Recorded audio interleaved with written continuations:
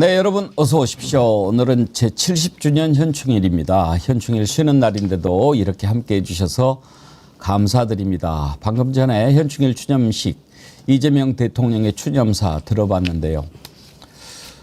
정말 절제되고 그러면서도 묵직하고 가슴에 와닿는 그런 추념사 얼마 만에 들어봤는지 모르겠습니다. 오늘 아침 댓글창에 우리 정어리언들의 댓글도 정말 활기가 넘치던데요. 이진희님, 현충일 추념사를 내 생애 54년 만에 처음으로 다 들었네요. 이게 나라지요. 감동이었어요. 지금부터는 백운계 정치 1번지 시청해야지요. 예, 이재명 대통령님 현충일 추념사 일찍 끝내주셔서 감사합니다. 신채균님, 잘 보지도 않던 기념식 중계 오늘은 처음부터 끝까지 보았습니다. 우리의 자랑스러운 이재명 대통령 내외분 보려고요. 매일같이 가슴이 벅차고 뭉클해서 수시로 울컥울컥합니다.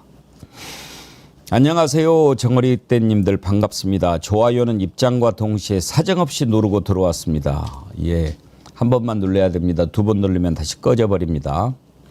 정충기님, 백운계 앵커님, 누굴 만나도 행복하고 무엇을 해도 신나고 행복한 날입니다. 요즘 그러세요. 이선자님, 모든 분들 안녕하십니까. 해피 아침입니다. 저는 가족들과 친정 부모님 두 분이 안장되어 계시는 이천 호국원에 왔어요. 오늘 호국원 가셨군요. 정수농님, 귀를 막고 살았는데 지금은 뉴스가 기다려집니다. 꽃다지님, 뉴스를 찾아봅니다. 혹시 대통령 나올까 싶어서. 예, 정말 세상이 이렇게 달라졌지요. 우리 패널분들 소개하기 전에 오늘 아침에 해남의 김석훈 애청자님이 보내주신 사진 한 장 보여드릴게요. 해남에 사시는데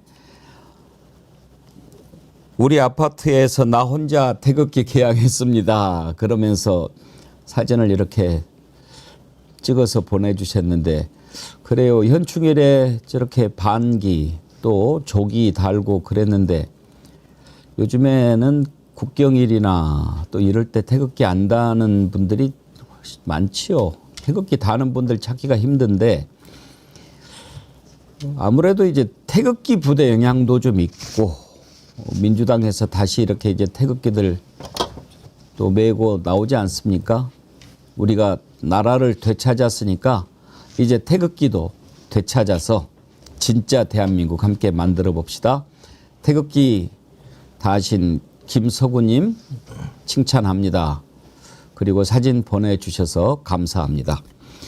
오늘 함께 하실 네 분 패널 소개합니다. 김유정 전 의원님, 김용남 전 의원님, 김종욱 전 민주연구원 본장님, 박영식 시사 에디터님, 어서 오십시오. 안녕하세요. 쉬는 날인데 이렇게 와주셔서 감사하고, 김용남 의원님 민주당 입당하시기를 얼마나 잘했어요.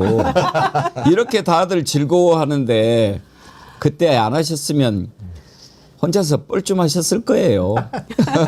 감사합니다. 그리고 이렇게 오프닝부터 제가 같이 하는 거는 오늘이 처음인 것 같아요. 그러게요. 정말 그 항상 한 10분쯤 있다가 오시고 그랬는데 오늘 이렇게 또 일찍 와주셔서 감사합니다. 오늘 그쪽은 방송 없었어요? 예, 오늘은 이제 방송 일정이 조금 조정이 돼서 예. 제가 처음부터 같이 할 수 있는 날이 됐습니다. 앞으로 계속 조정하라고 그러세요. 처음부터 하니까 겁나게 좋구만. 예. 자, 참. 쓰리맘님, 추념식을 끝까지 시청하면서 울었습니다. 새로운 대한민국. 저는 방송 전에 추념식 좀 보고 왔는데 준비하시느라고들 제대로 못 보셨죠? 네, 잠깐 처음에 그 인사 나누는 장면만 보고 왔습니다. 저는 두 가지가 좀 특별했어요. 쭉 보는데 이재명 대통령 내외분이 그 독립유공자 한 분 한 분도 빠짐없이 악수하는 그 모습을 보면서 우리가 이제 진정성 이런 표현이 좀 진부하지만 그걸 참 느낄 수 있었고, 또 한 분은 대통령을 보고 막 눈물을 흘리더라고요. 이렇게 딱 이렇게 안아주시는 모습을 보면서 이게 나라지 그런 생각이 들더라고요. 또 한 가지는 추념사가 참 좋았어요. 그 지나치게 레토릭에 치우치지 않고 묵직하면서도 정제되고 그런 추념사. 저는 두 가지가 좀 와닿았습니다. 뭐 가장 상식적이고 이게 뭐랄까 이 말씀하시는 게 그 취임 선서식 때도 그랬고요. 오늘 뭐 추념사도 그렇습니다만은 어찌 보면 굉장히 당연한 이야기일 수 있습니다. 독립운동하면 3대가 망하고 친일하면 3대 흥한다는 말 자체가 사라져야 된다. 맞아요. 그러니까 이런 말씀을 2025년에 이재명 대통령께서 강조하신다는 것은 그간 현충일을 추념하면서 이런 원칙이나 상식들이 지켜지지 않았기 때문에 그런 말씀을 하시는 거 아니겠습니까? 그러니까 우리가 지금 이 땅에서 누리고 있는 자유와 평화라는 것이 실제 어디에서 비롯됐고 누구의 희생으로부터 이제 이루게 됐는지에 대해서 우리가 다시 한번 오늘 통해서 기록을 해봤으면 좋겠고 희생이 있었다면 그에 따른 합당한 보상을 해야 된다라는 대통령의 말씀이 너무나 상식적이고 당연한 말씀임에도 불구하고 그동안 우리가 너무 많은 것들도 잊고 지냈다라고 한다면 그런 것들을 좀 기리는 하루가 됐으면 좋겠습니다. 예. 이윤정님, 좀 전에 현충일 추념식 봤습니다. 참혹했던 윤 정권 3년, 비상계엄 후 불안했던 6개월의 삶이 불과 며칠 사이에 타임머신을 타고 온 것처럼 모든 것이 제자리를 찾아가는 것 같습니다. 지금도 마음이 뭉클합니다 하면서 슈퍼챗 보내주셨는데 감사합니다. 이제 나라가 좀 제대로 돌아가는 것 같습니다. 한두 가지가 아니죠. 여러 가지가 그렇습니다. 일단 그동안에 윤석열 거부권에 막혀서 번번이 좌절됐던 특검법 통과됐지요. 국무회의 하는 거 보니까 정말 믿고 맡길만 하다 그런 생각 들지요. 경호처에 얘기하는 거 보십시오. 불편했다. 그렇게 하지 마라. 행렬도 좀 줄이고. 그리고 첫날은 한남동 관저 참 들어가기가 그렇죠. 저 같으면 막 말리고 싶은데 안가에서 잤는데 이재명 대통령은 뭐를 하더라도 그 비용을 많이 생각하는 것 같아요.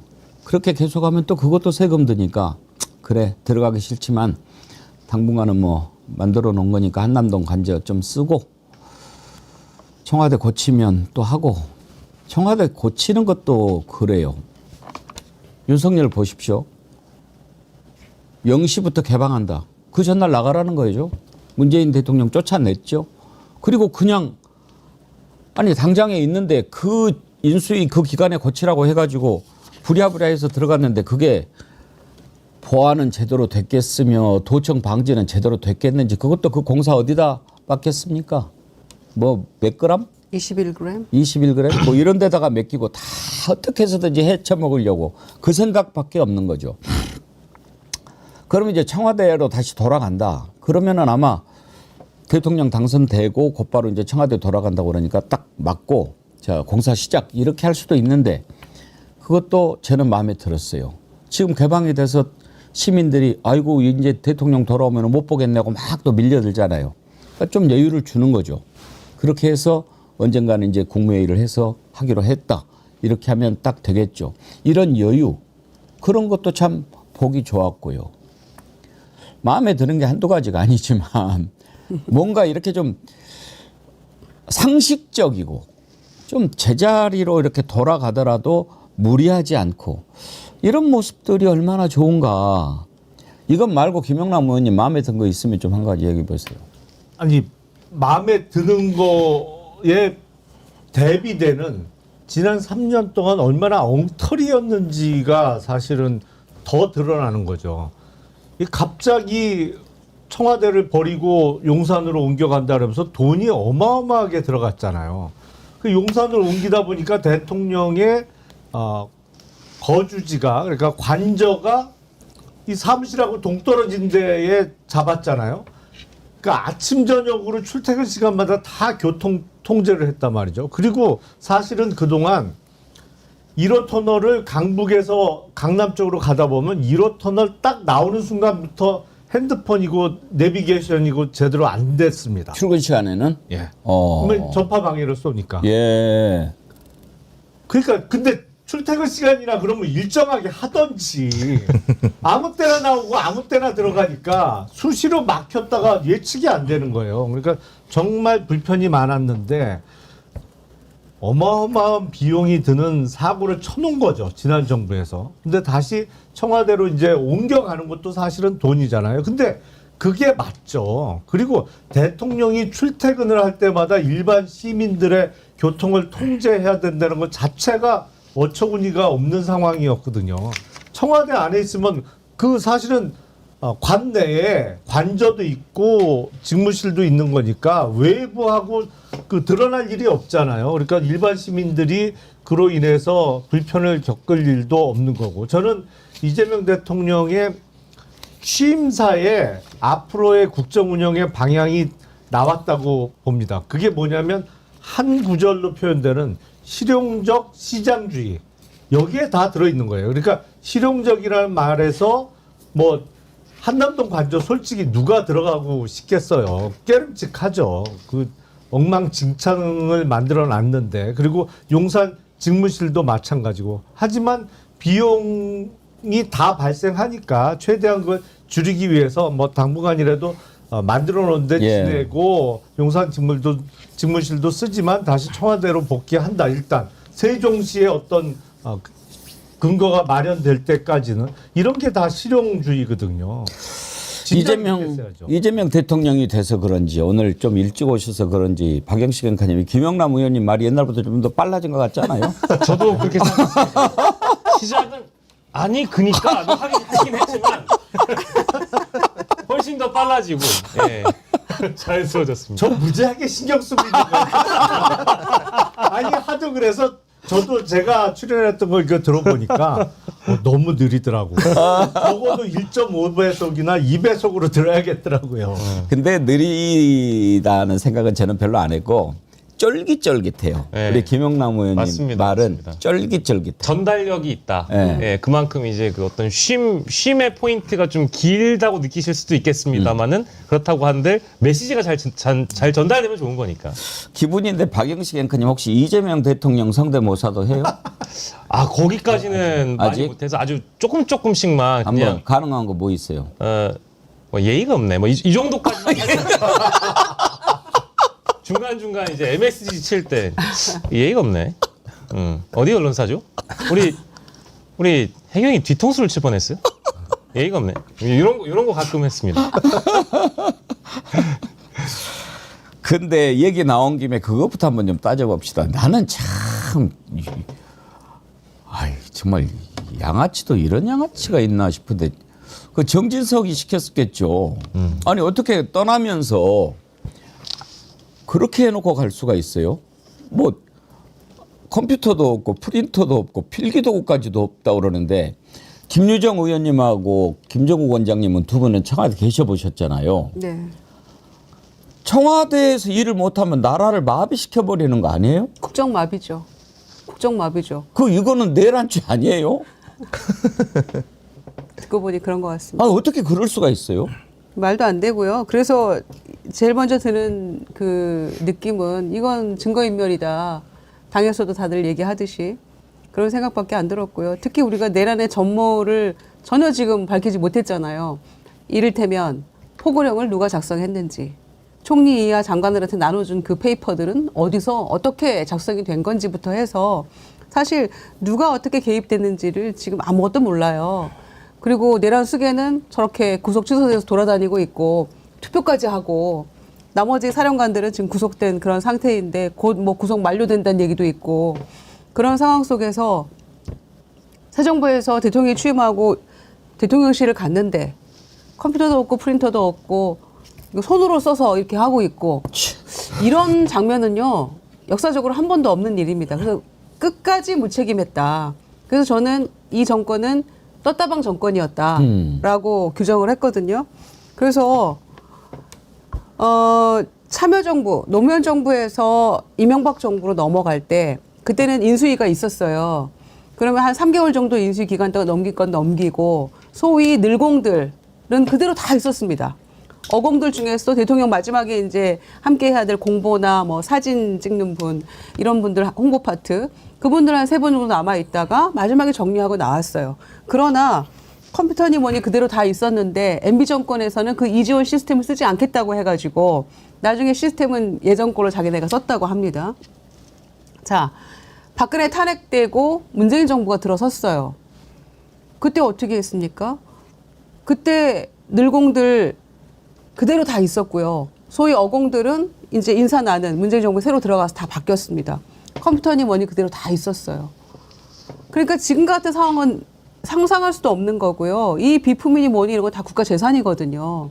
그런데다가 싸그리 다 어디로 치웠는지 알 수 없다? 이거는 상상할 수도 없는 일이고 중간에 국가 대통령 이제 기록물 같은 것은 기록관으로 다 이전하고 남은 것만 그냥 폐기시키고 그대로 아이디 패스워드 다 놔두고 붙여놓고 나오면 되는 겁니다. 그런데 그게 없어졌단 말이에요. 그런데 문재인 정부는 이를테면 나가라 쫓겨나가지고 청와대 안 쓴다 이래가지고 이삿짐 싸고 그렇게 한 거 아닙니까? 그거하고 동일선상에서 비교가 안 되는 건데 저는 이런 일은 듣도 보도 못한 일이고요. 분명히 여기는 모종의 무엇인가가 있다. 증거인멸 포함해서. 이거 말도 안 되는 일입니다. 이거는. 김서구님이 공무원이시거든요. 국가기관의 모든 물건은 공공기물입니다. 그리고 하나하나 일련 번호, 기표지가 붙어 있습니다. 폐기할 때도 기표지 떼고 기표지는 보관하고 물건만 버립니다. 그렇죠. 이렇게 돼 있는 거예요. 그런데 김종국 원장님, 지금 김유정 의원님 이거는 증거인멸이다라고 하는데 증거인멸을 넘어서 가지고 새로 취임하는 대통령과 그 정부가 일을 못하게 회방을 놓은 거 아닙니까? 그리고 어떻게 필기도 하나 없이 다 치워버리고 일하고 있는 공무원들 너희들 다 복귀해 이렇게 해버린 거 아닙니까? 예, 말씀하셨던 것처럼 이주호 권한대 그다음에 정진석 비서실장 이 두 사람의 인사 조치가 아니고서는 뭐 늘공이건 어공이건 마음대로 움직일 수가 없거든요. 그러니까 특히 예를 들면 늘공 같은 경우는 마찬가지입니다. 민사 명령이 없는데 돌아갔다? 그럼 제가 볼 때는 공무원으로서 제가 볼 때는 잘못된 행동을 한 거죠.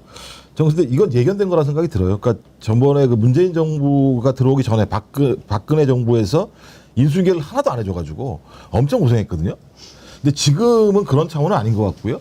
뭐 이미 윤석열이 김성원을 통해서 비아폰 같은 경우도 다 예를 들어 덮어 써라라고 얘기를 하고 증거인멸을 한 측면이 있는데 저는 정진석 비서실장의 진두지휘하에 조직적인 인멸이 제가 볼 때는 4월 4일 이후부터 계속 벌어졌을 거라 생각이 들고요. 그러면 한 2달 동안 지속적인 이 증거인멸이 벌어졌고 거의 제가 볼 때 그냥 똥 싸질러지고 간 거죠.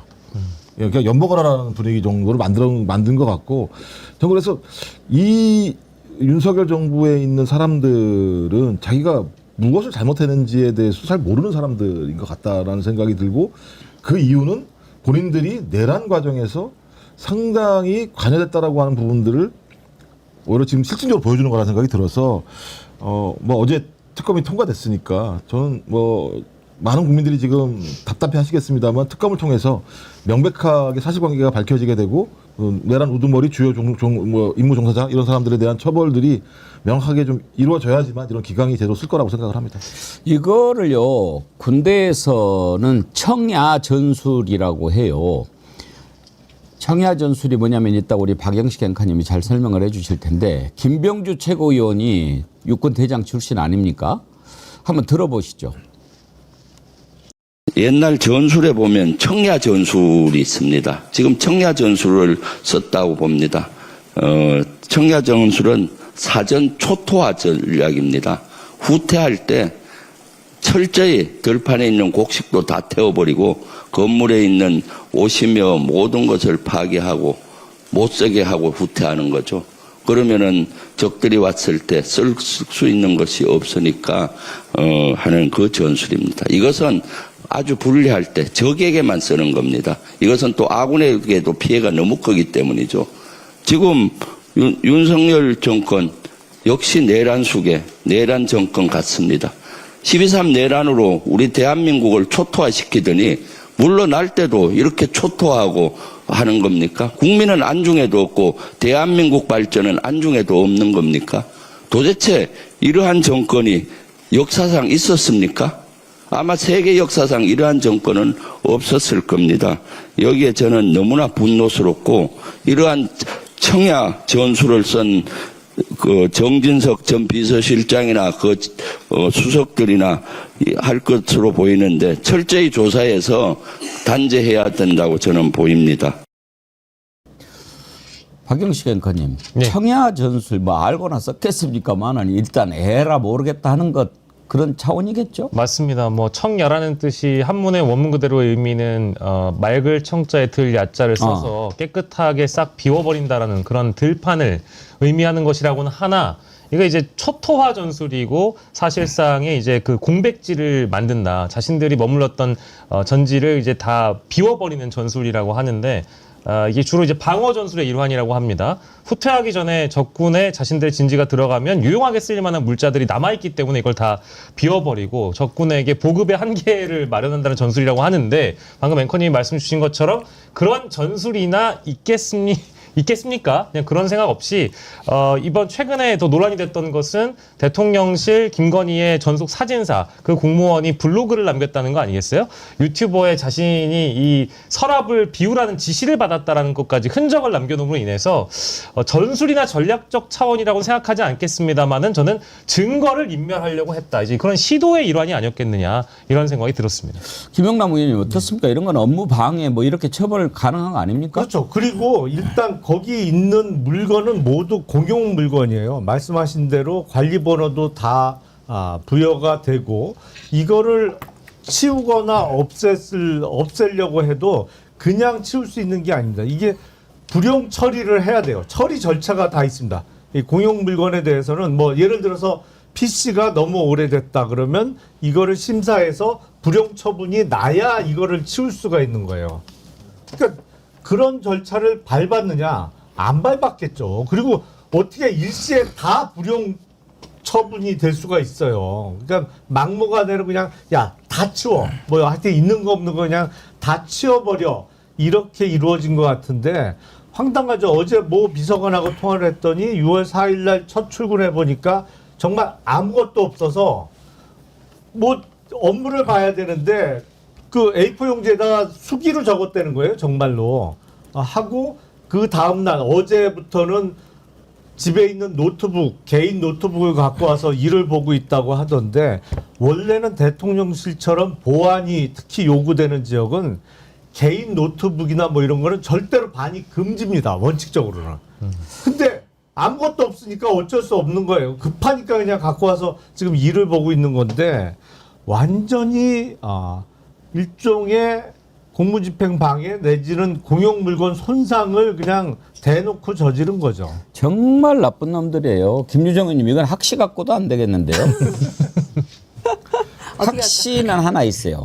또 이 대통령실에서 일했던 놈들이 어떤 생각으로 했고 얼마나 자격이 없는 자들이 있었는지를 보여주는 사례가 하나 있어요.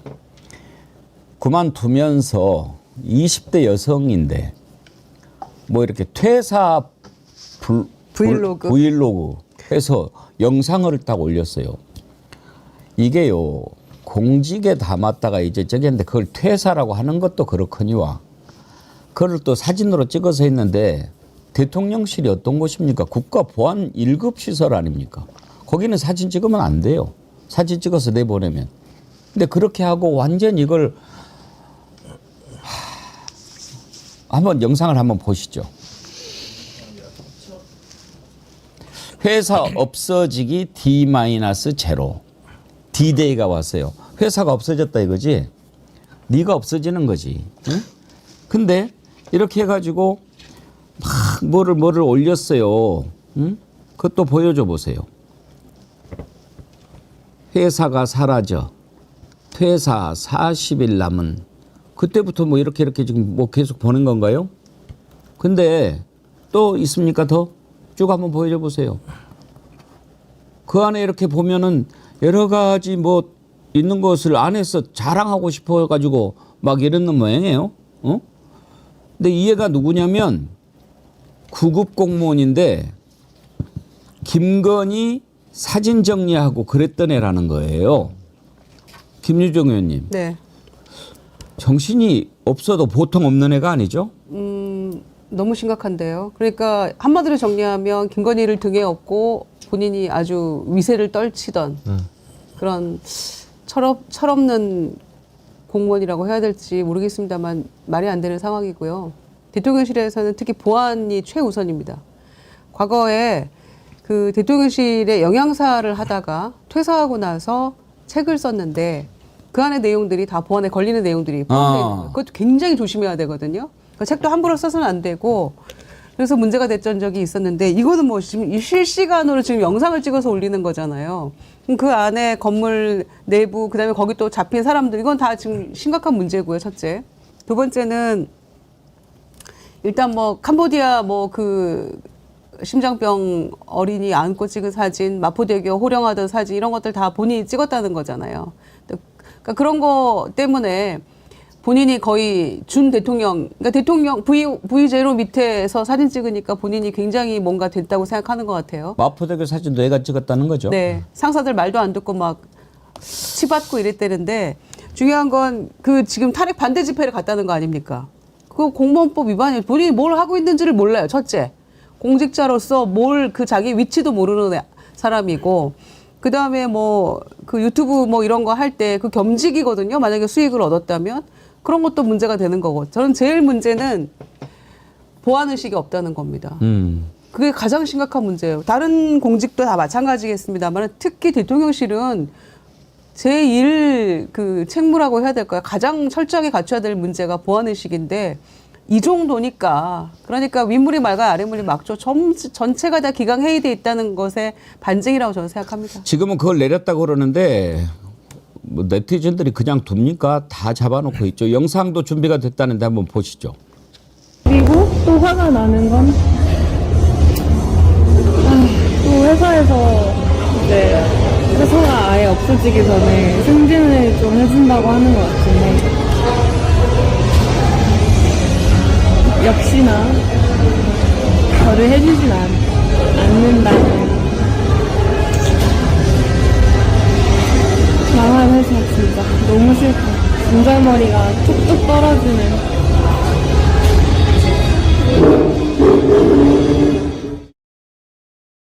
되지. 예. 저기 보니까 김종국 원장님 네. 옷 입은 거나 말하는 것도 딱 김건희네.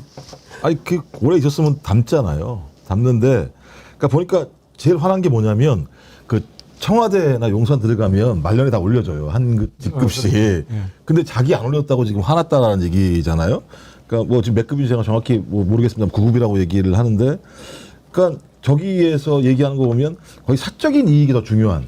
그러니까 용산이 지금까지 한 3년 동안 굴러오는 과정을 보면서 공적인 어떤 기준을 가지고 용산이 굴러간 게 아니라 매우 사적인 방식으로 굴러갔구나 생각이 들고 저 사진이 더 큰 문제가 있는 게요. 사진으로 계속 논란이 됐던 게 뭐냐면 야, 여기 대통령이 누구야? 윤석열이야? 아니면 김건희야? 사진 때문에 논란이 많았어요. 왜냐하면 대통령 사진은 사이드로 빠져 있고 김건희 사진이 메인으로 나온 사진이 너무 많았었기 때문에 그렇다면 저 사진을 담당했던 저 직원의 저런 행태들을 보면 용산이 어쩌면 윤석열 대통령의 시대가 아니라 김건희 대통령의 시대일 가능성이 매우 높다라는 생각이 들고 그런 단적인 모습을 저 직원을 통해서 명확히 보여주는 상황이라는 생각이 들어서 제가 볼 때는 이제 거의 김건희 따라하기의 전형적인 모습을 보이고 있는 거다라는 느낌이 들어요. 그리고 저걸 또 방치하고 있다라는 게 적어도 여기 40일 전에 저런 일이 벌어졌으면 청와대나 용산 같은 경우 민정 라인들이 분명히 있잖아요. 저거 다 체크해야 되거든요. 체크도 안 했다라는 거죠. 그러니까 체크를 못 했다라는 얘기는 여전히 김건희의 힘이 막강했거나 아니면 완전히 기강이 무너졌거나 이런 상황이어서 그러니까 총체적으로 용산은 어떠한 공적인 기강도 없이 사적인 라인을 통해서 작동했다라고 하는 것을 저 직원의 모습을 통해서 저희가 확인해 볼 수 있는 상황이어서 좀 답답하다라는 생각이 들고 화가 난다라는 생각이 듭니다. 저런 거 보면. 근데 이제 기강회의 문제로 경고를 받은 적도 있다고는 하는데 어디에서 저런 자신감이 나왔는지를 보면 뭐 다 말씀해 주신 김건희의 위세에 기대서 그랬다라는 겁니다. 뭐 이미 보도에 이 사람이 어땠는지가 다 나오는데 전직 대통령실 관계자가 대학 졸업반쯤에 갑자기 첫 직장으로 대통령실에 들어왔다 보니까 철없이 모르고 날뛰었다라는 그런 정황들이 많이 있는데 김건희 전속 사진사로 배치되고 나서 실세인 영부인 라인이라 생각했는지 통상의 지휘체계를 어기고 자신의 주장을 많이 관철했다라는 거예요. 그러다 보니까 김건희 중심의 사진이 위에 이제 윗선 실무라인에 올라가면 이 사진은 안 된다라고 얘기를 해도 본인이 찍었던 사진이고 김건희가 중심에 대단다는 걸 우겼다라는 겁니다.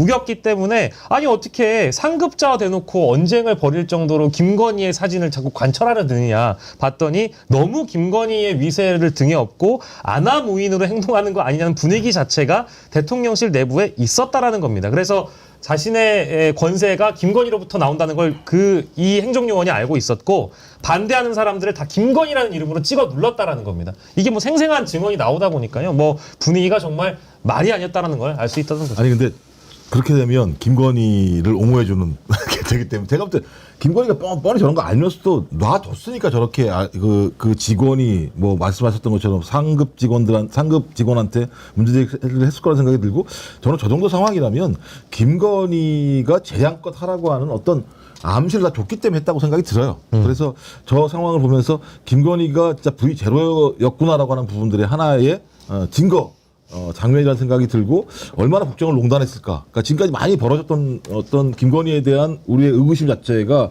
실제로 우리의 의구심이 아니라 사실이라고 하는 부분들을 확인할 수 있는 중요한 단초 중에 하나가 저 직원의 행태라는 생각이 들어요. 기본적으로 대통령실의 기능 자체가 지난 정권 3년 동안 완전히 망가져 있었다고 하는 단적인 예인 거죠. 그렇죠. 정상적인 대통령실이라면 당연히 저런 걸 일단 보안 교육부터 들어가야 되는 것이고 만약에 저런 브이로그 같은 걸 찍어서 올리는 게 적발이 되면 감찰반에서 가만 놔둡니까 저런 직원을.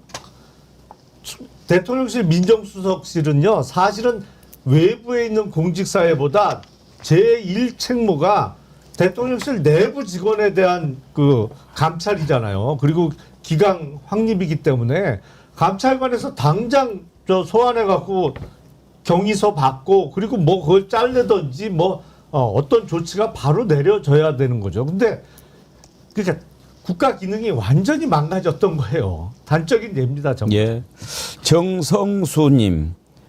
정말 공공심이 1도 없는 인간들이 국정 운영을 했으니까 나라가 망조가 된 거지요.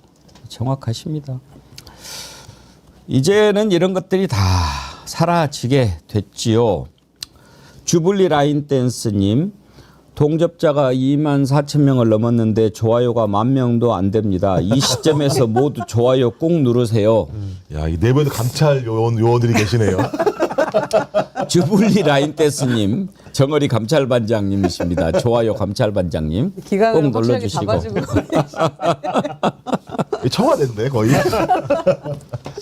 이제 달라집니다. 달라지고 이제 어제 이재명 대통령이 맛을 좀 보여줬죠. 야, 국무회의 이렇게 하는 거야.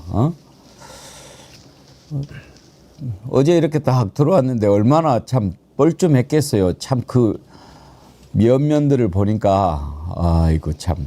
그런데 어색하지만 우리는 국민으로부터 위임을 받은 그런 사람들이니까 어쩔 겁니까? 해야죠. 그러면서 4시간, 뭐 3시간 40분 이상 했다고 그러더라고요.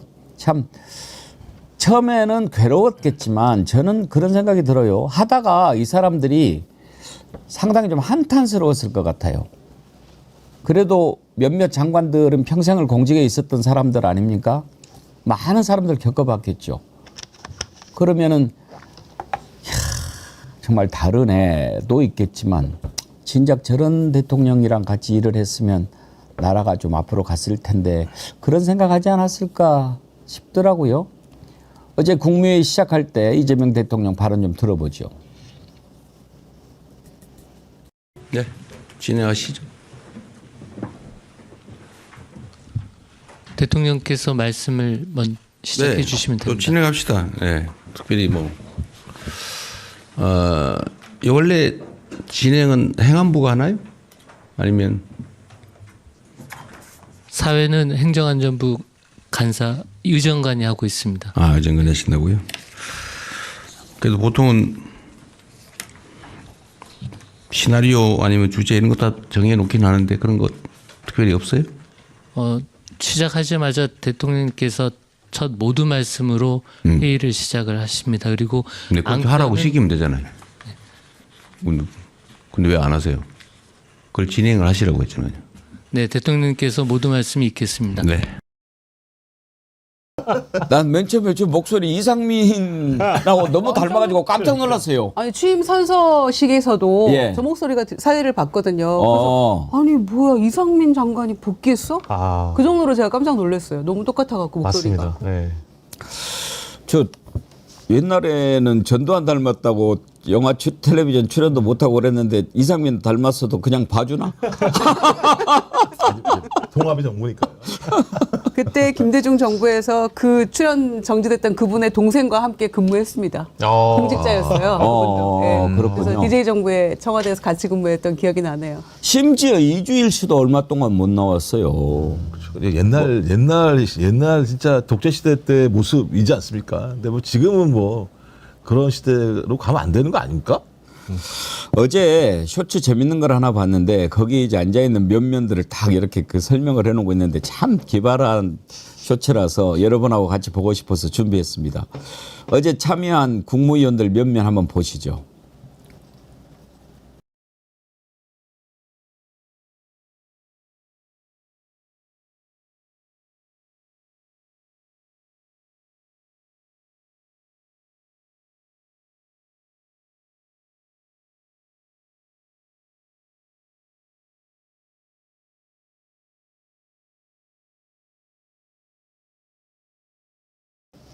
이야, 참 절반은 감옥 가고 절반은 어디 하고 뭐 그래야 될 사람들 아니에요, 박영식 앵커님? 그렇습니다. 그리고 저는 뭐 이진숙 방통위원장의 표정이 모든 걸 다 얘기해주고 있다고 보는데 기억나실 겁니다. 이진숙 방통위원장은 후보자 시절에 인사청문회 때 파일첩을 들고 나왔는데 빨간색 배경에 뭐라고 써 있냐면 부역자들에게 심판의 날이 다가오고 있다라는 글귀였습니다. 오. 그래서 그게 누구한테 하고 싶은 것이냐. 아마도 그때 당시에 이준숙 씨가 아주 막 불편한 감정을 갖고 있었던 민주당이라든지 이재명 당시 대표라든지 이런 분들에게 들으라는 식으로 보라는 식으로 그걸 들고 나오지 않았겠습니까? 근데 저 장면에서 우리가 아까 면면을 봐서 아시겠습니다만 누가 부역자였는지 누가 내란에 부역했고 누가 윤석열에게 부역을 해서 이 나라 이 땅의 민주주의를 붕괴시키려고 했는지 그 어떤 동조자들이 저 자리에 앉아있기 때문에 얼마나 불편한 감정을 가지고 저 자리에 앉아있으니 웃음조차 안 나오는 거죠. 그러니까 이재명 대통령께서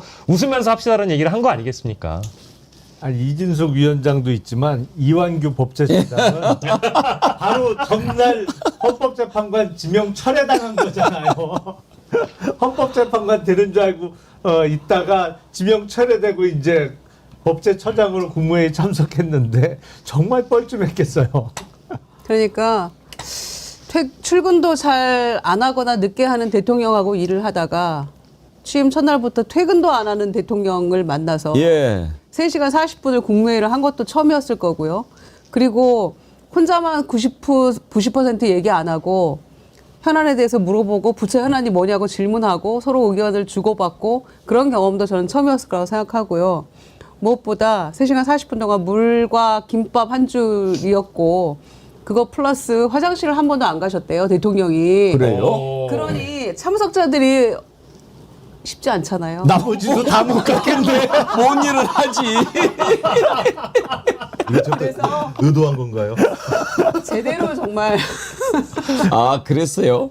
네. 야, 첫날부터 군기 제대로 제대로 잡으셨네요. 잡으셨네. 네, 지금 예. 그동안 3년간 공기 빠져 있었습니다만은 지난 6개월간은 거의 뭐 공직자들이 일을 놓고 있었다고 봐야죠. 3년간 신났지 뭐. 술 취해갖고 들어와서 대충 뭐 혼자서 이야기하고 뭐 그거 나오더라고요. 한두 명 뭐 이야기 해보세요 하고 가고 이제 지는 이제 술 깨러 가야 되니까 그런 식으로 하다가 이렇게 제대로 하니까 얼마나 힘들겠어요. 아침에 이은주 님이 이런 글 올리셨더라고요. 그동안 출근 안 하는 대통령만 보다가 이제는 퇴근 안 하는 대통령을 보았다. 그렇죠. 단 이틀 만에 기적. 죽어가던 대한민국이 심폐소생술로 다시 살아나고 있는 모습을 보는 것 같습니다. 악취로 진동했던 세상이 수요일 새벽 고지에 깃발을 꽂은 순간부터 향기로 물들고 있습니다. 이 벅찬 행복감 싣고 오늘 방송에서도 홀홀 날아 참여하겠습니다. 이은주님은 시인이신가? 예. 그 3시간 40분 동안 화장실 안 갔다고 그러니까요. 그것도 훈련을 하는 거예요. 아십니까? 혹시 로얄 키든이라고 들어보셨어요? 잘난 척만 할까? 키드니가 신장이지 않습니까? 그렇죠. 그래서 로얄 키드니가 아마 그렇게 로얄은 왕실, 왕립에 이런 거잖아요. 네. 영국의 왕세자들은 어려서부터 훈련을 한답니다. 화장실에 안 가는 훈련. 왜냐하면 그 왕실 행사가 좀 깁니까? 그런데 왕이 중간에 화장실 간다고 일어날 수가 없잖아요.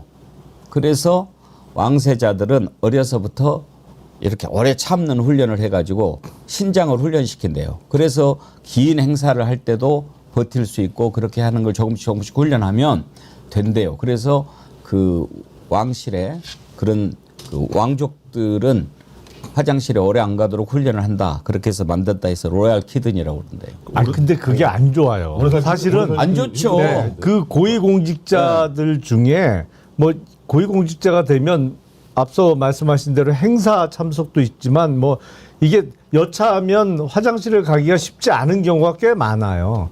그래서 이제 그 화장실 안 가고 참잖아요. 그래서 고위공직자 중에 의외로 방광염을 갖고 있는 사람들이 꽤 많아요. 아니 안 좋죠. 예. 그러니까 내가 왕을 안 하지. 그것 때문에 안 하시는 거죠? 예. 다른 나 이유가 그냥 있습니까? 화장실 가고 싶을 때 가고 그렇게 살란다고. 네, 저희로서는 사실 예상하기가 좀 어렵지만 이미 패족이 돼버린 윤석열의 그 국무회의 당시에는 이 사람이 또 이제 술을 많이 좋아하고 그 다음날 이제 온갖 숙취를 가득해가지고 가져온 상태에서 국무회의를 하다 보니 화장실을 또 자유롭게 갈 수 있었던 분위기도 아니었는가 뭐 이런 한번 추측도 해보고 실제 언론 보도를 보니까 저 국무회의에 참석했던 윤석열 정부 당시 국무위원들이 익명으로 인터뷰한 게 나오던데 완전히 분위기가 달랐다라는 겁니다. 왜냐하면 윤석열한테는 국무위원들이 한두 마디 건네면 혼자 한 50분을 또 얘기를 한다는 거 아니겠어요? 근데 이재명 대통령은 자주 물어보고 계속 이야기를 듣는 국무회의였다 보니까 그 국무위원들 특히 이제 윤석열 정부 당시의 국무위원들도 발언권이 많고 이야기를 할 수밖에 없었던 그런 국무회의였다고 전해지거든요. 그만큼 분위기가 완전히 달랐다. 저는 오히려 다르게 생각을 하면 이재명 대통령이 참 고역이었겠다 생각이 들기도 해요. 그러니까 저 사람들의 국무회의 양태를 보면 제대로 준비했겠어요? 지금까지 하면? 거의 준비 안 했겠죠? 대강 오고. 근데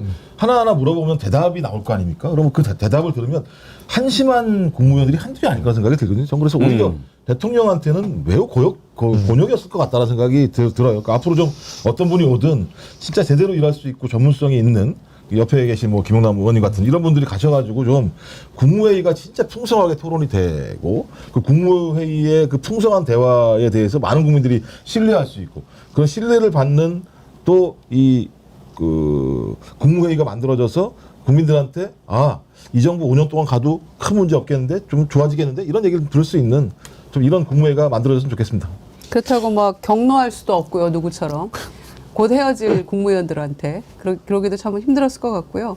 또 이렇게 장시간 계속될 거라고 이 참석자들 그 누구도 생각 못했을 거 아니겠습니까? 그러니까 준비가 제대로 안 됐을 것 같은데 아무튼 그들로서는 새로운 경험이었을 것 같습니다. 이 막바지에. 제가 생각하기에는 그랬을 것 같아요. 그러니까 이재명 대통령이 뭐 이 사람들하고 뭘 그렇게 오래 이야기하고 싶고 또 뭐 결정하고 싶고 그런 게 있겠습니까? 그렇지만 여러 가지 생각이 있었을 것 같아요. 일단 너네들이 장관들이니까 내가 좀 국정을 이해를 해야 되는데 이거 내가 준비하면서 봤는데 지금 상황이 어떻게 돼 있냐 얘기 좀 해봐라. 실태 파악도 좀 하고.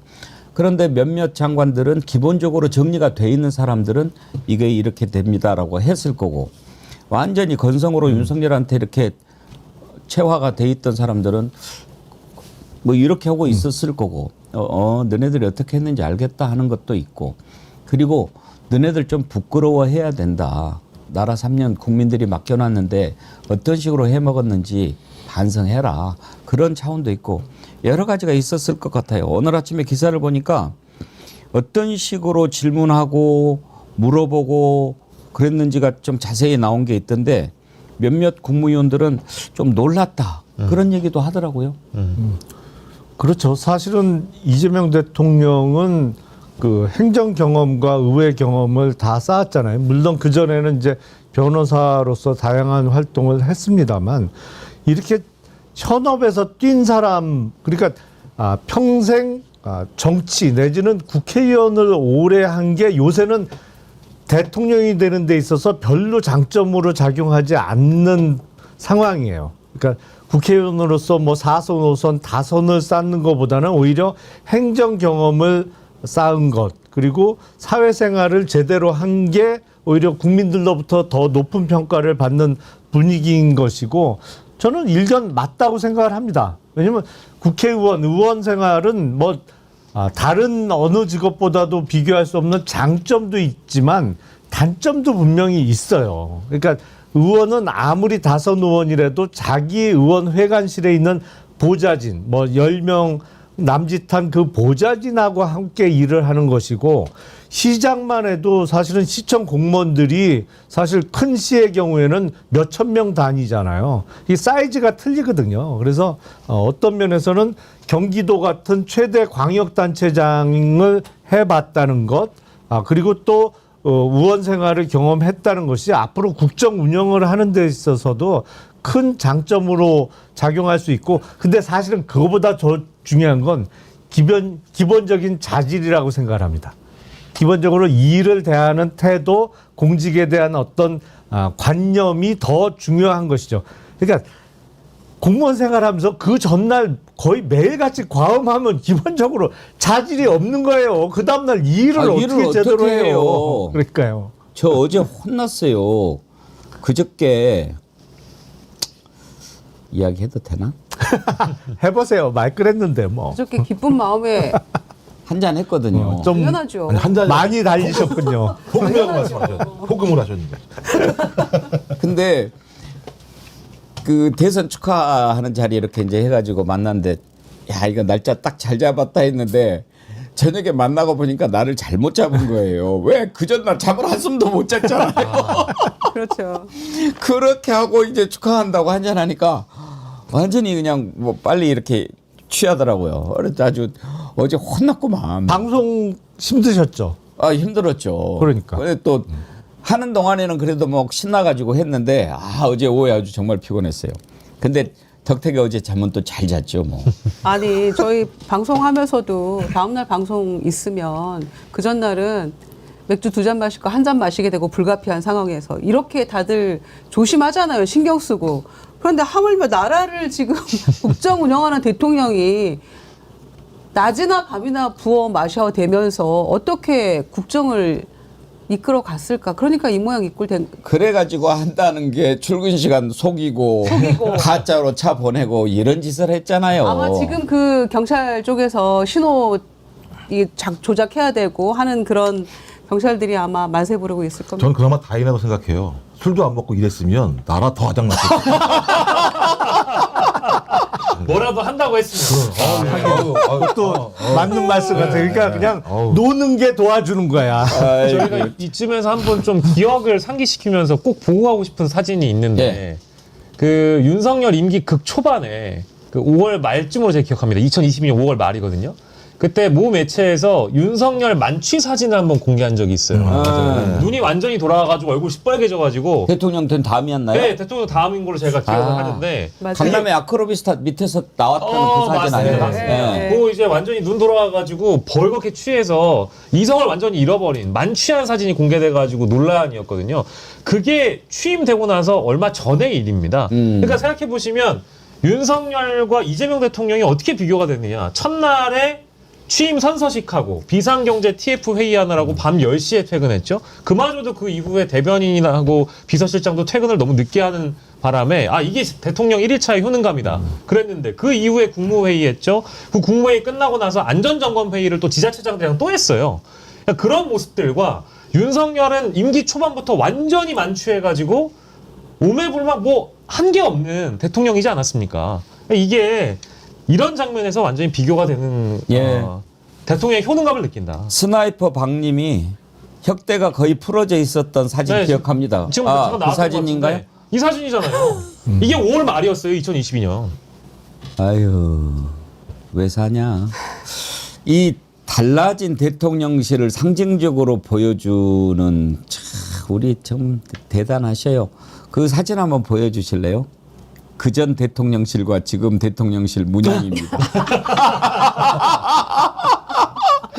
이야, 참 자, 저 탬버린인가요? 탬버린, 양주병, 마이크. 마이크. 야, 대통령실을 공항도 술이 취한 것 같네 보니까. 그러니까 봉황도 약간 좀 취하게 만들어놔야 되는데. 아, 참. 아이고 참 이런 나라였어요. 바느질하는 농부님 김치 담그느라 좋아요 누르는 거 까먹었는데 손 씻고 누르고 듣겠습니다. 3만 명 넘었으니까 또 이렇게 좋아요 상기시켜 주셔서 감사합니다. 이승현님 질문이요. 대통령이 국무회의 소집했는데 참석 안 하면 어떻게 되나요? 지시를 내렸는데 나 곧 퇴사할 거야 라고 지시 불이행하면 어떻게 되는지 알려주세요. 어떻게 돼요? 그 자르는 거죠, 뭐. 뭐 얘들 뭐 금방 자를 건데. 자르는 거죠. 아, 근데 그 전에 그런 적이 있어요.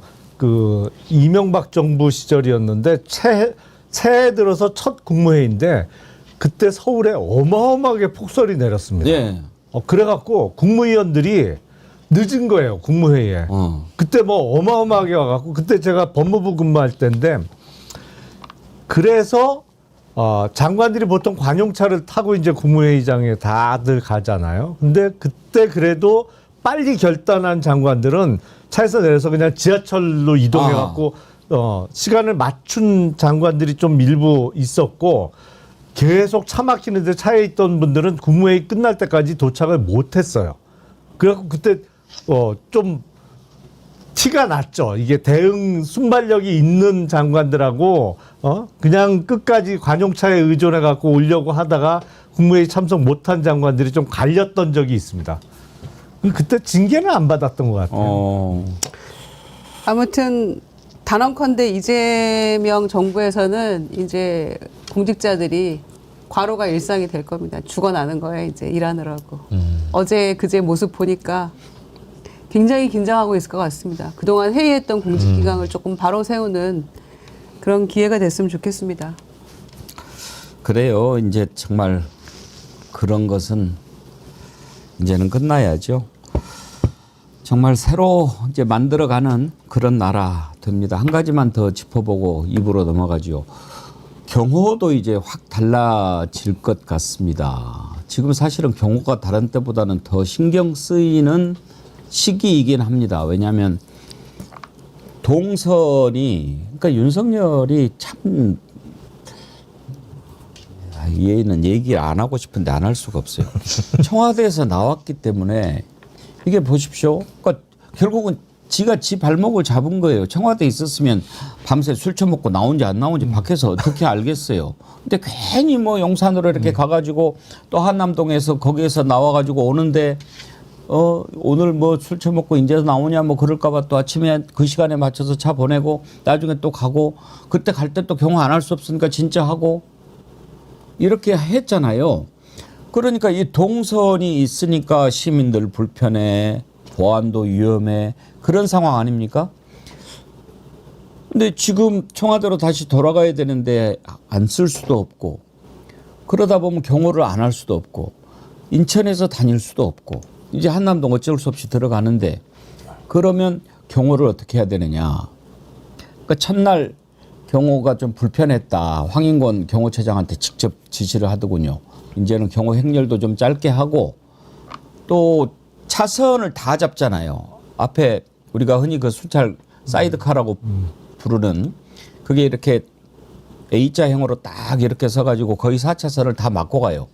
그렇게 하고 뒤에 이렇게 대통령 차가 이렇게 쭉 가니까 아무래도 뭐 신호 조작하고 차선 정리하고 그러면은 차로가 좁아지니까 운전하는 사람들이 얼마나 불편하겠어요. 대통령이 시민의 입장에서 보면 그 불편한 거죠. 그래서 확 저기를 했더라고요. 또 오늘 아침에 속보를 보니까 이제 지금 경호처에서 공개 채용을 하고 있었는가 봐요. 근데 그것도 중단하라고 그렇게 했던데 수도 좀 줄이고 낮은 경호처, 작은 경호처 이걸 얘기를 하는데 그것도 방향 제대로 잡은 거 아닙니까? 네, 제대로 잡은 겁니다. 지난번에 특히 윤석열 정권에서는 똑같은 경호처인데 그 위에 이 뭐라고 해야 될까요? 머리가 문제지 않습니까? 항상. 그게 대통령의 의중을 반영하는 건데 그야말로 한마디로 입틀막 경호 아니었습니까? 누구든지 다 국회의원부터 뭐 일반 시민부터 대학원생부터 싹 다 입 틀어막고 들려나가는 그 모습밖에 기억이 안 나잖아요. 그래서 이게 과연 국민을 위한 정권인가라고 저희가 매우 개탄했는데 이제는 좀 제대로 가는 것 같고요. 아까 말씀하신 대로 4차선 아니고 2차선 정도만 막고 한다는 거 그런 것들도 경호를 최소화하는 게 국민 실생활에 굉장히 도움이 됩니다. 가는 데마다 이 신호 막잖아요. 그러면은 소위 배달하는 분들도 다 멈춰 서야 되는 그런 거예요. 시간을 그렇죠. 다퉈서 가야 되는 그렇죠. 분들. 그래서 아마 국민 실생활에 아주 밀접하게 연관지어서 불편을 최소화하는 방향으로 너무 잘한 것 같습니다. 당장 오늘 아침에 현충일 추념식 가는 대통령 행렬을 보면 확 달라진 것을 알 수 있습니다. 오늘 아침에 나온 영상 캡처한 걸 한번 보시죠. 현충원으로 이렇게 이동을 하는데 대통령 행렬이 저 뒤에 보이죠? 차로를 막지를 않았어요. 그러니까 버스며 승용차며 트럭이며 다 제 차선 가는데 한 차선은 있어야 대통령 가니까 사이드카가 이쪽으로 조금 빼주세요 하면서 대통령 일행을 이렇게 인도를 하는 겁니다. 차선 하나만 확보하는 거죠. 딱 하나는 막아야지 네, 뭐. 그 가야 되니까. 당연히 가야 되니까. 예. 원래는 근데 저건 싹 막거든요. 싹 막았죠. 신호 다 조작하고 네. 언젠가부터. 그래가지고 나 한 번은 가는데 그때 어디를 갈 때였더라? 와 바빠서 죽겠는데 그냥 막아놓고 이렇게 저기 하려는데 한참을 못 가게 이렇게 잡아놔가지고 내가 아주 애를 태운 적이 있어 윤석열 때. 나쁜 놈. 그게 막는 것도 막는 건데 정해진 시간에 출근을 하면 그때만 딱 막으면 되잖아요. 그렇죠. 근데 문제는 언제 나올지 몰라. 그러니까 한참 막았다가 더 늦어진다 그러면 잠시 풀었다가 또 막았다가 그 체증이 더 오래 시도 때도 없이 오래되는 거예요. 아무 때고 나오니까 정해진 시간에 안 나오고. 아니 근데 그걸 윤석열만 그랬던 게 아니고 김건희도 마찬가지로 그런 거잖아요. 그래서 끝없이 대기하고 있다가 신호까지 다 이렇게 하고 있는데 결국 안 나가고 이런 일이 계속 반복됐다는 거거든요. 그러니까 이게 그래서 정말 죽을 마실 거예요. 너무 힘들었을 거예요. 그러니까 대통령 철학이 되게 중요한 게요.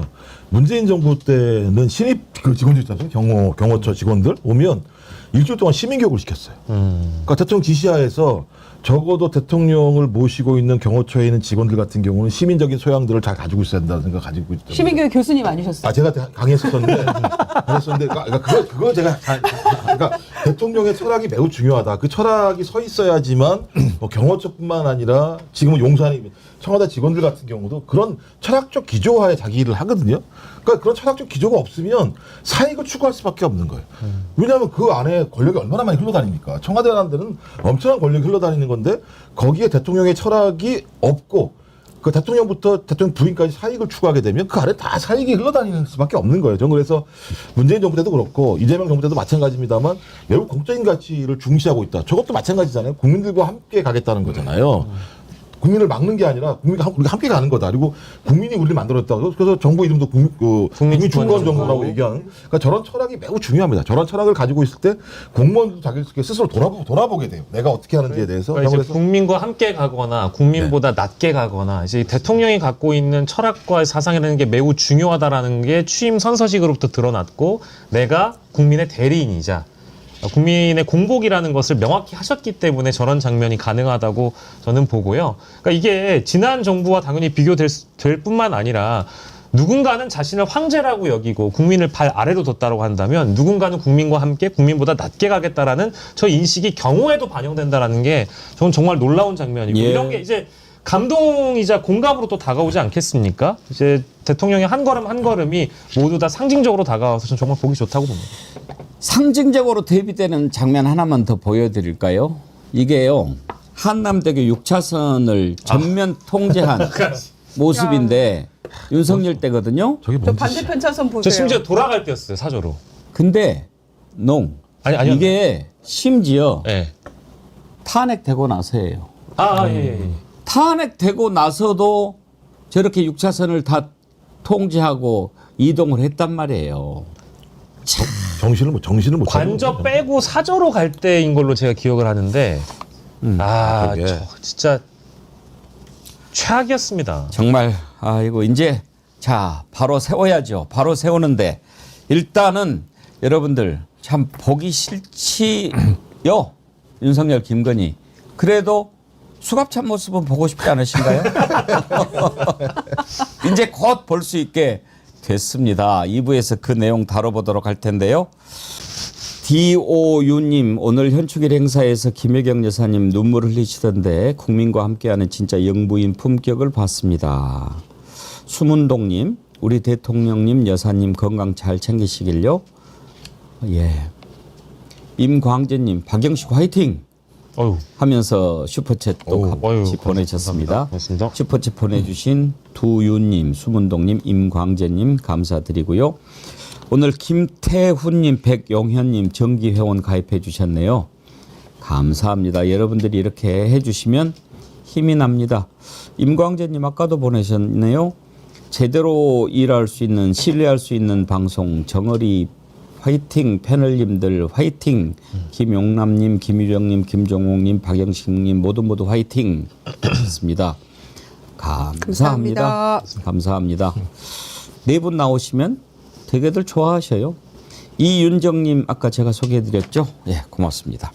자, 어제 국회에서 특검법 3개 통과됐습니다. 짧게 그냥 뭐 내란 특검법, 김건희 특검법, 최혜병 특검법. 최혜병 특검법인데 특히 최혜병 특검법안 통과될 때, 그 방청석에 앉아 계시던 해병 예비역 연대 그분들의 모습 보니까 저도 참 뭉클하더군요. 네. 그분들이요, 지난번에도 한번 환호성을 질렀던 적이 있었어요. 그랬는데 그 다음에 거부권 행사해가지고 재의결했는데 결국 부결됐을 때 그 눈물 흘리던 모습 지금도 잊지 못하는데 이제는 거부권 행사 되겠습니까? 그러니까 진짜 통과되는 순간 그분들이 일어나서 환호하는 모습 정말 가슴이 뭉클했는데 그 장면부터 먼저 보고 특검 얘기해보지요. 환호하는 것부터 먼저 보여주세요. 예. 수사징계법 일부 개정 법률안은 가결되었음을 선포합니다. 순직 해병 수사 방해 및 사건 은폐 등의 진상규명을 위한 특별검사 임명 등에 관한 법률안은 가결되었음을 선포합니다.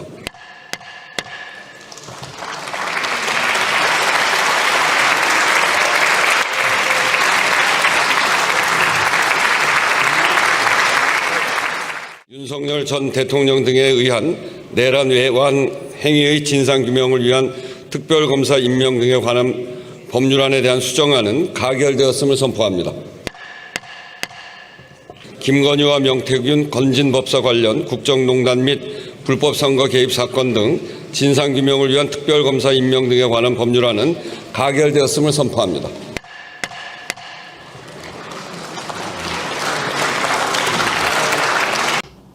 예, 얼마나 기다렸습니까? 그 전에 부결됐을 때 우리 그 해병대 예비역 연대 그분들 막 그 탄식하는 모습도 볼 수 있나요? 한번 보여주시죠. 총 득표수 294표 중 가 179표, 부 111표, 무효 4표로서 부결되었음을 선포합니다.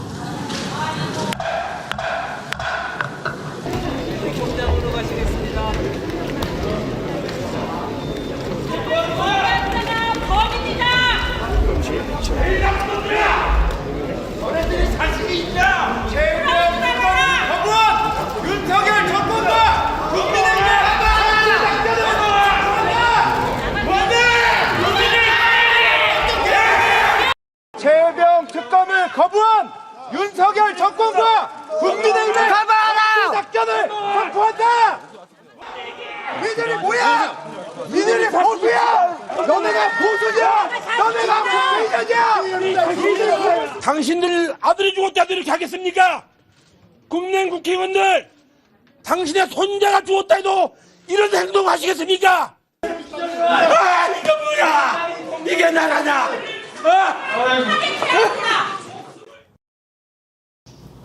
이게 나라냐라고 외쳤던 저분들이 어제 일제히 일어나서 격려하는 모습, 이게 이제 나라가 제대로 돌아오는 순간 아니냐 그런 생각이 들었는데 박영식 앵커님, 네. 그러니까 2023년 7월 19일이니까 거의 2년 맞습니다. 만에 특검법이 통과가 된 거예요. 네, 제대로. 이게 저는 저 장면을 보면서 뭐 당연히 해병대 예비역 분들도 고생을 많이 하셨고 마음을 쓰신 것도 사실입니다만은 화면에 나오지 않았던 최 해병의 부모님의 마음은 또 어땠을지에 대해서 다시 한번 또 생각을 해보게 됐습니다. 뭐 많은 분들이 아셨고 보도를 통해서 이 최 해병이 어떤 아들이었는지에 대해서는 일찍이 보도가 됐습니다만 시험관을 통해서 어렵게 얻었던 외동아들을 잃게 된 부모님이 계십니다. 그 분들이 지난 2년간 느껴왔던 그 고충과 고통은 저희가 이루 감히 상상하기도 힘들 그럴 감정일 텐데 왜 이렇게까지 됐는가를 생각해 보면 아쉬움을 넘어서 분노를 느끼는 것이죠. 아마도 윤석열이 파면되지 않았다면, 윤석열이 탄핵되지 않았다면, 윤석열이 내란을 일으키지 않았다면 최해병 특검의 통과는 어려웠을지 모릅니다. 이제 거기에 대한 분노가 있는 것이고요. 두 번째는 그간 윤석열을 두둔하고 비호하고 이 특검을 막아왔던 자칭 보수 정당이지만 보수가 아닌 정당 국민의힘에 대한 심판도 이번에 우리가 함께 해야 될 것이다. 정치적으로 심판해야만 하는 국민의힘이란 정당, 그리고 사법적으로 단죄해야만 하는 윤석열 정부의 인사들, 이 최해병 특검을 통해서 반드시 단죄하고 심판해야 된다고 생각합니다. 이번 특검법 이제 통과가 됐으니까 사실은 근데 그 세 가지가 그 범죄 사실은 따로지만 범인은 하나예요. 그렇죠? 예. 아니 사실은 다 맞물려 있을 수밖에 없어요. 예. 결국엔 내란 특검이 이제 세 가지 특검법 중에 그 수사단의 규모가 제일 큰 게 내란 특검이죠. 파견 검사만 60명까지 둘 수 있으니까요. 그런데 가만 따져보면 최해병 사건 또 김건희 관련된 특검, 그 김건희 관련된 수사를 막으려고 하다가 또 일으킨 게 내란이잖아요. 그 사실은 다 연결돼 있어요. 세 가지 사안들이 물고 물리면서. 그래서 이번에는 정말 숨김없이 그 철저하게 수사가 이루어져서 진상을 국민들께 밝히고 잘못한 부분에 대해서는 분명히 죄값을 받아야 되는 거죠. 그게 전직 대통령이든 전직 영부인이든 사실은 그 자리에 있었기 때문에 어떤 면에서는 책임이 더 크다고 볼 수밖에 없습니다. 근데 최해병 특검은요, 사실은 사건 발생을 이렇게 되짚어 보면 어처구니가 없는 거예요. 해병대 사단장의 아주 잘못된 지시나 결정 때문에 불행한 일이 벌어졌어요. 근데 그 불행한 일을 수사하는 과정에서 그냥 순리대로 처리했으면 그 사단장이나 명령 계통에 있던 사람들 사법 처리되고 끝났을 사건입니다. 근데 거기에 어떤 이상한 주가 조작에 주범이 개입하고 그러면서 그게 영부인하고 연결되고 대통령에게 바로 잘못된 행동에 나서게 되면서 일이 완전히 어처구니 없게 전개가 된 거잖아요. 그러니까 상식이 파괴되고 법 질서가 무너졌던 것이 이제는 바로 잡히게 이제서는 된 거죠. 근데 그 과정이 너무 힘들었고 시간이 너무 오래 걸렸습니다. 사실은. 이번에 지금 내란이 파견 가능한 검사 수가 내란 특검이 60명, 김건희가 40명, 최상병이 20명, 전부 120명인데 다 속도를 내서 빨리빨리 진실을 밝혀야 되겠지만 제 개인적으로는 최상병 특검은 좀 빨리 결과를 도출을 했으면 좋겠어요. 왜냐하면 이게 이자가 이런 식으로 그냥 비틀어 가지고 이것 때문에 박정훈 대령이 억울하게 지금 계속 재판받고 있지 않습니까? 아니 그리고 군사법원에서 무죄가 났는데 그거를 또 항소를 해가지고 지금 고법에 지금 넘어가 있잖아요. 이런 걸 좀 빨리빨리 잡아야 되는 거 아닙니까? 맞습니다. 말씀하신 게 맞고요. 그래서 다른 건 몰라도 생명에 대한 문제잖아요. 그러니까 조국을 지키기 위해서 군대에 간 청년이 말도 안 되는 사태로 죽음을 맞이했는데 그 죽음 과정에서 자기가 면피를 하기 위해서 온갖 권력을 활용했고 그 권력을 활용하는 과정에서 윤건희라고 하는 두 사람이 개입되어 있는 측면들이 있기 때문에 이 사건 같은 경우는 빠른 시일 내에 밝혀서 적어도 대한민국에 있는 자식을 둔 특히 이제 군대에 갈 자식을 둔 부모님들을 위해서라도 이 사실이 명확히 밝혀져야 된다는 생각이 들고요. 근데 전 최근에 지금 뭐가 화가 났냐면 종편이나 케이블 가면 이 국민의힘 패널들이 얘기하는 게 뭐냐면 당론으로 지금 반대했잖아요. 국민의힘 같은 경우는 반대한 이유가 뭔지 아세요? 국민의힘 수사한다고 반대하는 거예요. 내란 특검이 그 표적이 국민의힘에 대한 수사를 하려고 하는 거다라고 지네들이 연결이 돼 있으니까 그런 거 아니에요? 그렇게 주장을 해요. 주진우, 임종득 다 관련돼 있는 거 아닙니까? 그러니까 정치 보복한다고 계속. 그게 왜 정치 보복이에요? 쟤네들이 먼저 국회의원을 그만둬야지. 그래서 지금 화나서 말씀을 드렸어요. 그때 화나서 말씀. 그러니까 제가 앉아 있다가 싸우고 싶은데 이게 또 이재명 대통령이 등장해서 통합이 시대라고 하니까 싸우지도 못하겠고. 근데 그런 얘기를 해대고 있는 상황이고 말씀하신 것처럼 내란 문제가 왜 중요하냐면 이 사건이 맨 처음에는 그냥 윤건희 그다음에 장성들이었나? 그런데 최근 상황을 보면 한덕수, 최상목, 이상민 출금이 당한 거 아니겠습니까? 그러면 내각에 있는 사람들 같은 경우도 개입된 거 아니야? 그다음에 김건희가 왜 비화폰을 가지고 있어? 그다음에 수천 개 비화폰들이 뿌려졌어. 이게 왜 이런 일이 벌어지지? 그다음에 그 노상원이라고 하는 이상한 인간이 이걸 기획했다고 얘기해요. 그럼 이 사건의 실체는 엄청나게 광범위한 겁니다. 그래서 60명이라고 하는 어떤 그 특검을 검사들을 통해서 이 사건의 실체를 밝히려고 했더니 국민의힘은 야 우리한테 정치 보복하려고 하는 거 아니야? 이런 식의 접근을 하는 거거든요. 그러니까 정신 못 차리고 앉아 있는 거예요. 국민의힘 같은 경우도. 저 그래서 진짜 야 이걸 상대를 해줘야 되나? 이런 사람들을. 하지만 또 대통령이 상대해야 된다고 얘기하면 상대를 해줘야 되는 상황이어서 너무 화가 나서 저는 자 속전속결 빨리 진행을 해서 실체를 밝혀야 된다. 그래서 대한민국이 3년 동안 얼마만큼 무너졌는지에 대해서 확인해야 되고 무너진 게 만든 자들에 대해서 명확한 법률적인 잣대를 통해서 처벌을 해야 된다. 그 말씀을 드리려고 했던 겁니다. 지금 국민의힘 쪽에서는 사실은 통합이라는 얘기하고 법질서의 확립 내지는 정의 실현이 상충되는 것처럼 얘기를 해요. 예. 그렇잖아요. 아니 근데 국가 법질서 확립 내지는 죄를 지었으면 죄값을 받게 하는 거고 그거는 당연히 해야 되는 거고 통합은 예를 들어서 야당과 대화를 한다든지 아니면 정책과 관련해서 토론 내지는 조율을 통해서 합의점을 찾자는 얘기지 통합을 얘기하면서 통합을 얘기했으니까 마치 과거에 벌어졌던 범죄나 잘못에 대해서 수사를 하면 안 되는 것처럼 통합 얘기하면서 왜 과거에 대한 수사를 하려고 하느냐 이런 말도 안 되는 주장을 하거든요. 아니 범죄는 범죄대로 수사를 하는 거고 범죄를 안 저지른 사람과는 얼마든지 대화를 하고 조율을 하면서 통합하는 거지 마치 통합하고 범죄 수사하고는 같이 가면 안 되는 것처럼 막 말을 섞어서 한단 말이죠 지금. 그런데 조권섭님 어디서 들으셨나요? 진짜요? 금융감독원장에 김용남 의원님 결정됐다고요? 정말 축하드려요. 나라다운 나라 만드는데 일조해 주세요. 발표 났어요? 저도 모르는 얘기.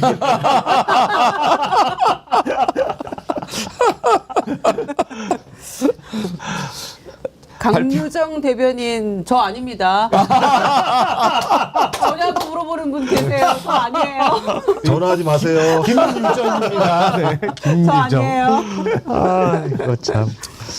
최병 특검은 빨리 해야 된다라고 하는 게요. 이게 그 연결이 다 돼 있는 거예요.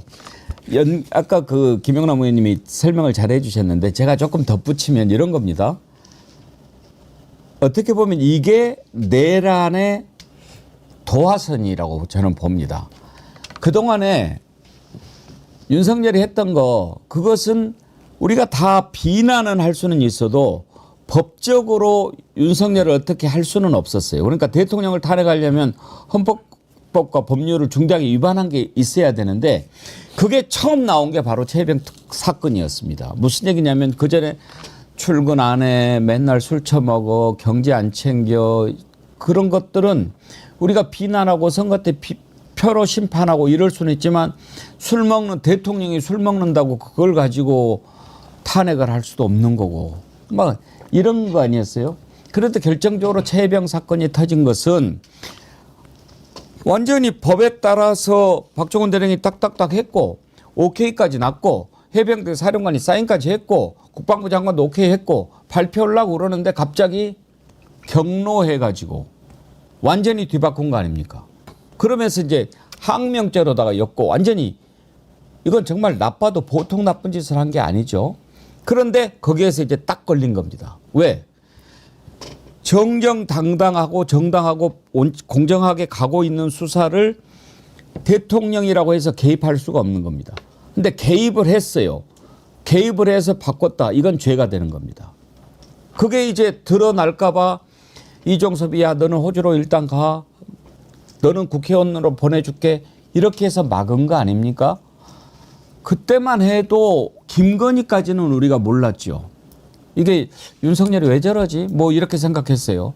왜냐하면 그 전에도 이태원 때 뭐 책임을 이상민이 그때 물러나야 되는데 뭐 근대 국가에서 책임을 그렇게 묻는 거 아니다. 따박따박 뭐 이런 식으로 얘기했기 때문에 이 자식이 그래서 그랬나 했는데 알고 봤더니 임성근 사단장 이놈이 그 블랙펄 인베스트먼트 이종호하고 완전히 또 적이 아니에요. 그런데 이종호가 바로 또 김건희 적이 아닙니까? 그러니까 우리가 그림이 딱 그 순간에 딱 그래.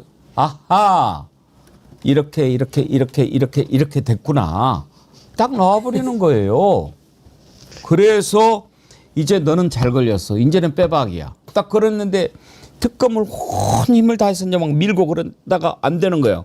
국민들이 막 나와서 밝혀라. 그래? 에이씨 이래 주구나 저래 주구나. 개엄이야.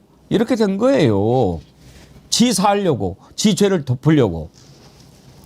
그래서 최해병 특검의 의미가 매우 크다 이겁니다. 저는 이제 특검 시작하면 맨 먼저 뭐부터 밝히겠어요? 800의 칠빵. 이거 밝혀야죠. 그거 한번 보십시오. 전화 받은 놈들 얼굴 다 나와요. 하나씩 보십시오.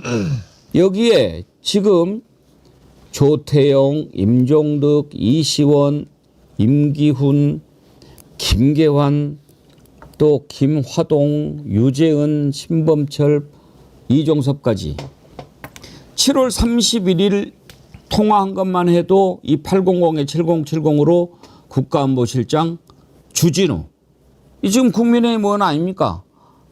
이번에 반대하는 토론 나와서 했던 얘기예요. 지가 자격 있습니까? 이종섭 이 800에 7070이 누군가? 이게 윤석열이라면 이거는 딱 걸리는 적이고 만약에 이게 김건희라면 또 어떻게 되는 거예요? 어떤 죄가 더 큽니까? 김영남 의원님? 둘 다 크죠. 근데 이제 대통령실의 경호처 명의의 전화다? 그거는 기본적으로 대통령과 관련된 거는 다 경호처 명의로 전화를 개설을 합니다.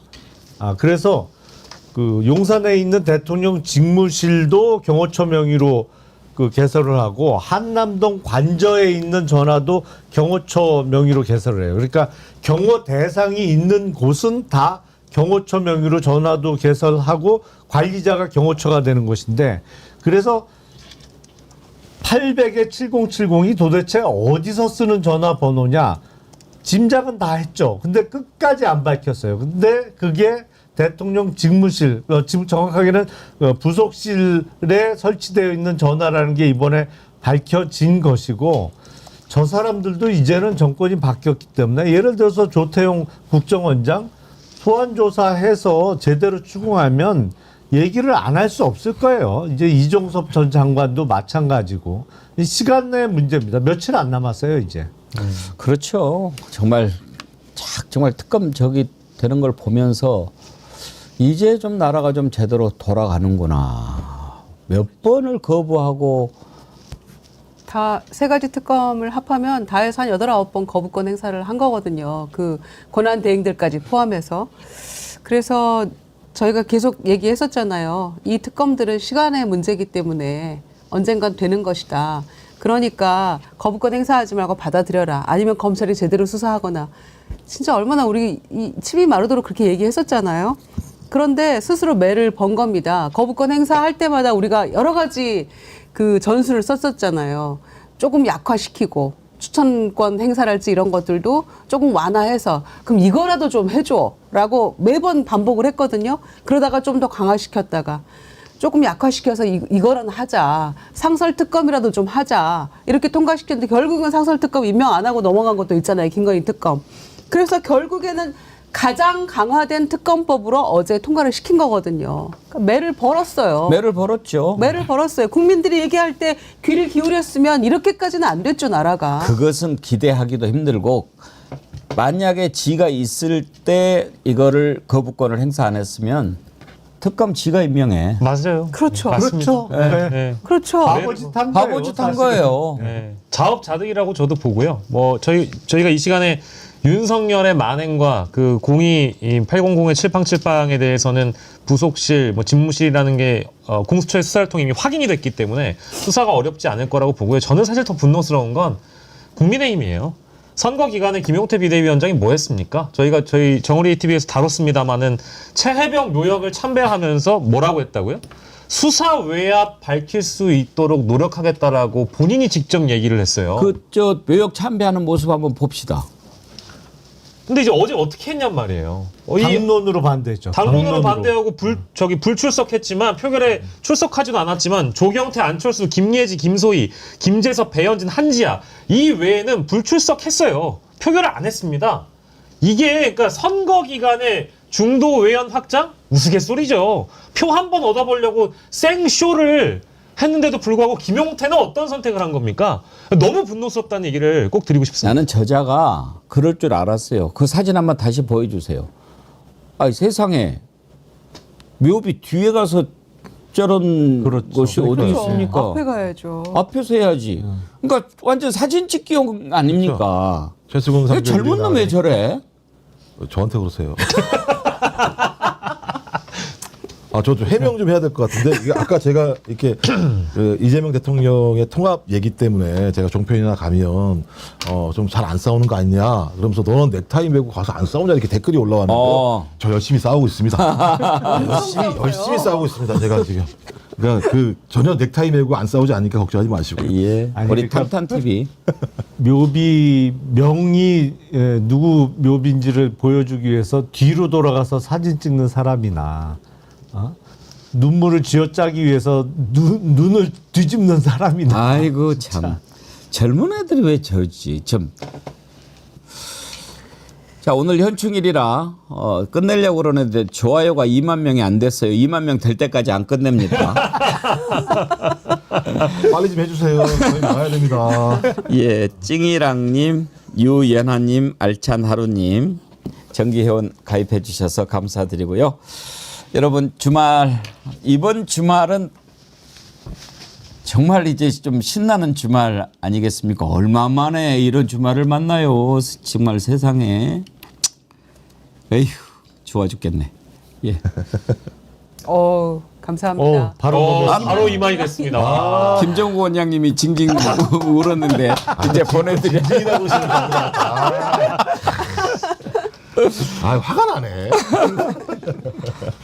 예, 오늘 함께해 주신 네 분 패널 김유정 의원님, 김용남 의원님, 김정구 원장님, 박영식 앵커님 오랜만에 즐겁고 행복하고 건강한 주말 보내십시오.